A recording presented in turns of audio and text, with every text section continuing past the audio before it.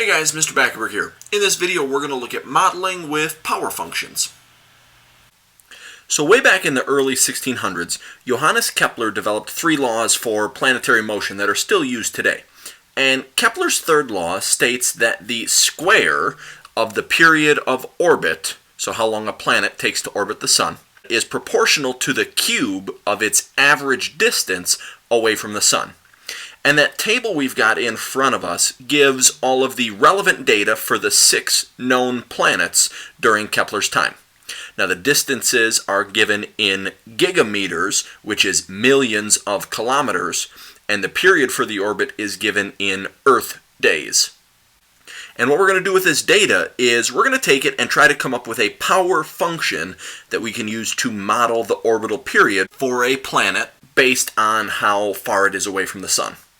So I'm going to fire up my calculator so that I can type all of this information into my data lists to do a little power regression. So I've got my calculator fired up, and I'm going to hit my stat button and then edit, and then I'm going to enter those distances in my list 1 and the period for the orbit in list 2.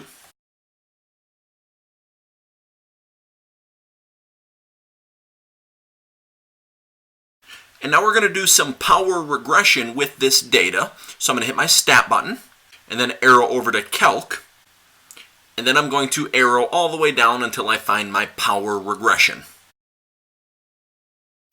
I'll hit enter. I want to pull my data from list 1 and list 2 since that's where I entered in that information. And then I'll hit my calculate button. And now it gives me a power function where it's y equals a times x to the b power. Our a value looks like it's about 0.2, and if we round off our b value, that's going to be about 1.5. So now if we think about that function, I'm going to call my function t because we're talking about a time that it takes a planet to orbit the sun.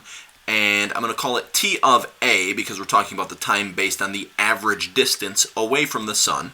And we had 0.2 times a raised to the 1.5 power. And again, a is standing for that average distance away from the sun. But we can actually rewrite that 1.5 power as a 3/2 power. But I can actually rewrite that 3/2 power a little bit more. So this is going to be 0.2 times the square root of a cubed. But now I actually want to do a little bit more with this function.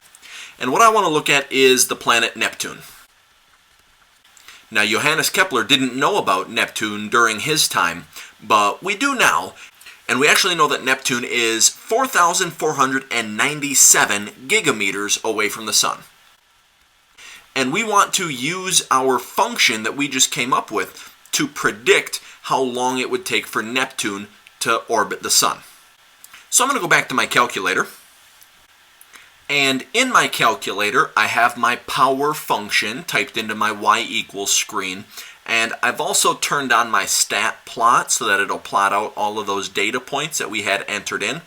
Now to make sure my window shows all of those data points, I'm going to hit zoom and then number 9.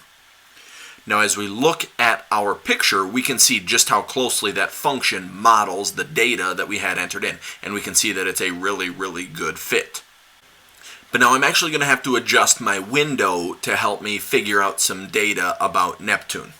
So I'm going to hit my window button, and we knew that our distance away from the sun for Neptune was 4,497 gigameters, and we were using those as our x values. So I'm actually going to make my x maximum go out to a little bit more than that. So I'm going to make it go out to 4,500.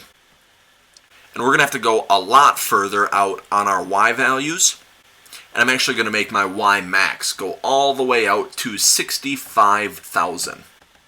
Now I'm going to hit graph, and then I'm going to hit my trace button, and right now it's telling me that I'm on my data points, my plots from list 1 and list 2. So I'm going to hit my down arrow, and then it's going to tell me that I'm on the line for the function that we had typed in.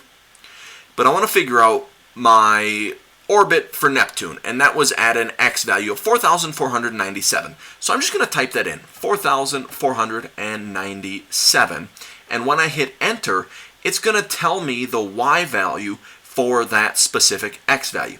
And the Y value there is a little bit more than 60,000, which actually works out to be about 165 years. So Neptune, being at a distance of almost 4,500 gigameters away from the Sun, takes about 165 years to make one full orbit. That's going to be it for this video. Thanks for watching.